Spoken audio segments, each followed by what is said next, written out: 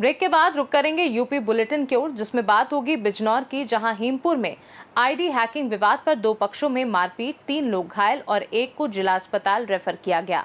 इसके साथ ही बात होगी अंबेडकर नगर की, जहां एसपी अंबेडकर नगर ने नवरात्रि दशहरा पर सुरक्षा व्यवस्था का जायजा लिया। ऐसी तमाम खबरों पर विस्तार से करेंगे चर्चा। जनपद बिजनौर के थाना चांदपुर क्षेत्र के गांव हीमपुर बुजुर्ग में देर रात आईडी हैकिंग को लेकर दो पक्षों में विवाद हो गया, जो इतना बढ़ गया कि दबंगों ने मोहम्मद सनवर के घर जाकर हमला कर दिया, जिसमें मोहम्मद सनवर सहित 2 महिलाएं घायल हो गईं। घायलों को सीएससी स्याऊ में भर्ती कराया गया, जहां से मोहम्मद सनवर की गंभीर हालत को देखते हुए उन्हें जिला अस्पताल रेफर कर दिया गया। पीड़ित सनवर ने आरोप लगाया कि भोला, जीसान, फ़हीम, शाबिर, राशिद, बद्दू और आदिल सुएब उर्फ मोनी और आदिल के पिता ने मिलकर हमला किया। पीड़ित पक्ष का कहना है कि आरोपियों की एक बाइक उनके यहां पड़ी है, जबकि दूसरे पक्ष का एक युवक घायल बताया जा रहा है। सूत्रों के मुताबिक विवाद में शामिल एक युवक पहले भी सोशल मीडिया पर वायरल वीडियो में तमंचा लहराते हुए नजर आ चुका है, जिस पर थाना चांदपुर में मुकदमा दर्ज हुआ था। ग्रामीणों का कहना है कि हीमपुर बुजुर्ग में ऐसे विवाद अक्सर होते रहते हैं। थाना प्रभारी ने बताया कि दोनों पक्षों को चोटें आई और मामले की जाँच के बाद उचित कार्यवाही की जाएगी। क्या नाम है आपका? मोहम्मद सनवर। सनवर जी कहाँ के रहने वाले? हीमपुर क्या घटना हुई आज आपके? घटना अभी 5-6 दिन पहले इसके लड़के ने मेरे लड़के को धमकी दी थी कि तेरे नाम की रिपोर्ट करूँगा। किसने? इसका नाम आबिद का लड़का है, सुएब उर्फ मोनी। तो कि तेरे नाम की रिपोर्ट करूँगा, तो उन्हें मेरी आईडी हैक करी, जबकि मेरा लड़का अपने काम से काम रखता है, ऐसे इन कामों में है नहीं। कोई बात नहीं। तो लड़का उससे पहले सुबह को मुझसे नंबर लिया था इसने मोनी से कि अपने लड़के का नंबर दियो। मैंने दे दिया, मुझे पता नहीं क्या बात है। जब इसने दोपहर में फ़ोन करा, उसके पास गया, इसने धमकी दी कि तेरे नाम की रिपोर्ट करूँगा, तो उन्हें मेरी आईडी हैक करी। भैया मैंने कहा मैं तेरी आईडी हैक कर ली, तुझसे मेरा संपर्क नहीं, या मेरी आईडी हैक करनी नहीं आती, कुछ नहीं, तो यह सबूत दिखा। तूने कभी तेरा फ़ोन यूज़ नहीं करा मैंने। कोई बात ना। लड़का मेरा शाम को छुट्टी से आता कि पापा तुमसे नंबर लिया था, उसने वहाँ लिया था, तो ऐसे ऐसे वो मुझे धमकी दे दिया, मैं रिपोर्ट करूँगा तेरे नाम की। चल बेटे मैं बूझ लूँगा उससे आराम से। बोला बेटे पापा तुम मत बूझो, कोई बात नहीं, जब उसको सबूत तो दिखागा, मेरा फ़ोन चेक कर लो तुम, कोई बात नहीं। मैंने वहीं इग्नोर कर दिया, कुछ नहीं। मैं चलो छोड़ो, पर को बच्चों की बात है। तो आज दोपहर को हमारे घरवाली ने उसके बड़े भैया से पूछ लिया, आदिल से, कि तेरा भैया ऐसे ऐसे सैमी को ऐसे ऐसे कह रहा था। भाई क्यों कह रहा था, उसके पास क्या सबूत है? कहने चलो मैं पूछ लूँगा। उसका भैया चला गया दोपहर। अब दोनों भैया आदिल और शुएब और उर्फ मोनी उसका बाबा तीनों चढ़ के आ गए। अने कहाँ है तेरी बहू? मैं ऊपर छत पर, मैं नीचे आया तो मैं अपनी बहू को बुला बाहर को। मैं क्या बात हो गई, बात तो बता। अने ऐसे ऐसे दोपहर मेरे भैया का नाम झूठा ले रही है कि तेरे भैया रिपोर्ट करने को कह रहा मेरे लड़के के नाम की। तो मैं कहा भैया मेरे लड़के से कहा, मेरे लड़के से खुद बताया आके उसने कि ऐसे ऐसे कह दिया पापा। मैंने इग्नोर कर दिया। मैं झगड़ा चाहता तो मैं पूछता तुझसे। उसके बाद क्या हुआ? तो कोई बात ना। बोला तो तेरी घरवाली ने कहा। क्यों कहा? मैं घरवाली को छोड़, तो घरवाली पे उंगली मत उठावे बार बार, घरवाली से उंगली मत उठावे बार बार। तो सुबह को बात कर ली, मेरा लड़का दिल्ली से आ रहा, बाइक पे है, हापुड़ में आ गया होगा, सुबह को बात कर लेगा आराम से, तू जा घर को। अन्य ना आप घरवाली को निकाल बाहर को। अब मेरी घरवाली साइड में है, उसका जम्फर पकड़ के खींच दे एकदम, और इतने में गालम गुआ हो गई। हम घरवाली और मैं ही थे घर पे, कोई और मेरा अब्बा। उसके बाद में बोलचाल हुई, मारपीट नहीं हुई थी, चले गए ये घर को। इन्होंने फ़ोन कर दिया इसे भोले को, जिसान को, अपने सारे तहेरे चचेरों को, 10-12 थे ये। जिसान था, भोले था, फ़हीम था, साबिर था और राशिद था। राशिद का बाबा भैया भी था बुद्धू, और तीनों बाबा बेटे ये थे, आबिद और क्या नाम इसका आदिल और शुएब। ये सारे लठ लेके के आ गए। अने आप गाली दे, तू कौन दे रहा था गाली? मैं भैया क्या कह रहा है कि तो घर पे चढ़ कर आ रहा हूँ, गाली का तुम ऐतराज़ कर रहा हो, और एकदम मारपीट चालू कर दी हमें तीनों पे। कौन कौन घायल है? घायल छोटे वाले की भी चोट है, गुम, और मेरे सिर पे मारा उसने, धार कुछ लकड़ी में था, 4-5 लठ लिखा निकाल के। और उसके बाद तो हमें तो पता ना, कमर पे बजाए। और ये इतने में जब और हमारे जिस परिवार का आए इतने में पहुँचे, ये भाग लिए वहाँ से। इनकी मौजूद गाड़ी वहीं पे मौजूद है, ये गाड़ी से आए थे, हमारे घर पे सामने पड़ी है। उसके बाद पुलिस को सूचना दिया? उसके बाद हम पुलिस में गए तो हमसे पहले ही वे वहीं बैठे हैं कि जी हमारे गोली मारी, जबकि ऐसा कुछ नहीं। हम पे गोली हमारे किसी परिवार पे या हम पे ऐसा कुछ नहीं, जब हमारे परिवार वाले नहीं, हम तीनों बाप बेटे। तो वो कह रहे, पुलिस वाले कह रहे हैं कोई बात नहीं, तुम्हारे कोई ऐसी चोट नहीं है। पता नहीं गोली किसने मारी, मुझे हम क्यों मार दे, वहाँ पूरा मोहल्ला मौजूद है। अब आप क्या चाहते हैं? हम क्या चाहते हैं जी, इंसाफ ही चाह रहे हैं।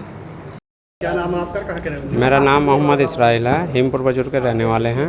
आज क्या घटना हुई? आज ये घटना हुई है, ये जो भोले है ना, ये भोला उर्फ नदीम, इसका नाम ये है, ये आए दिन झगड़े करता रहता है, सट्टा यो खिलवाता है। इसने सबको परेशान, जरा सी कोई बात हो तो घर पे जाके चढ़ जाता है। ये इसका भाई फ़हीम, साबिर,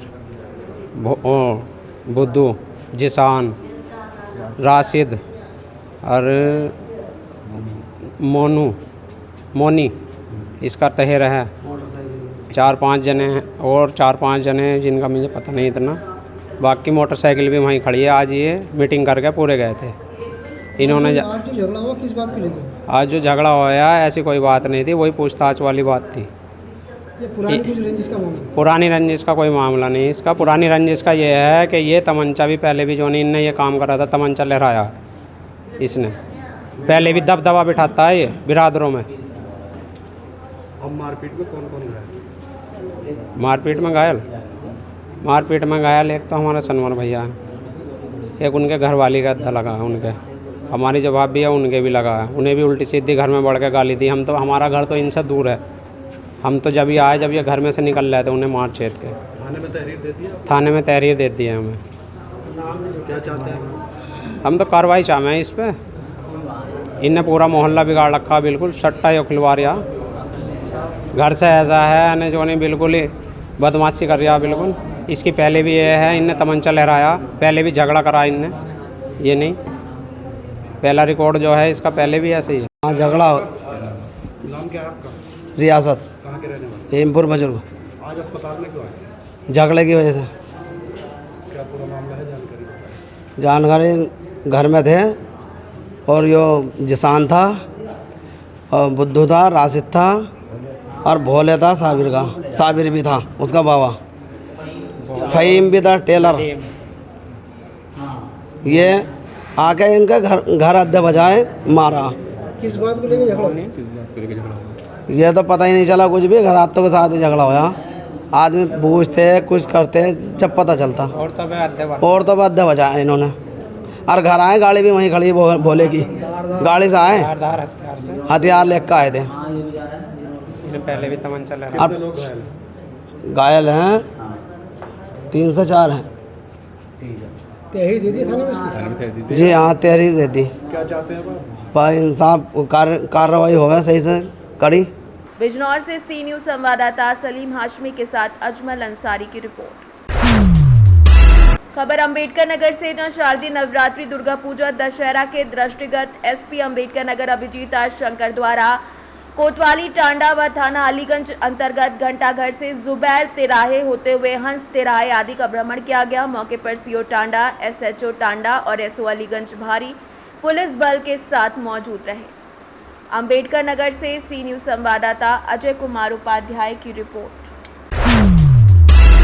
खबर औरैया से, जहां पुलिस उप महानिरीक्षक कानपुर परिक्षेत्र हरीश चंद्र एवं पुलिस अधीक्षक औरैया अभिषेक भारती ने थाना कोतवाली औरैया क्षेत्र में पैदल गश्त कर क्षेत्रीय सुरक्षा व्यवस्था का जायजा लिया। ब्रह्मनगर स्थित दुर्गा पंडाल में पहुंचकर उन्होंने पूजा अर्चना की स्थिति देखी और मंदिरों पर की गई सुरक्षा व्यवस्था का निरीक्षण किया। इस दौरान उन्होंने कानून व्यवस्था बनाए रखने हेतु संबंधित अधिकारियों को आवश्यक दिशा निर्देश भी दिए।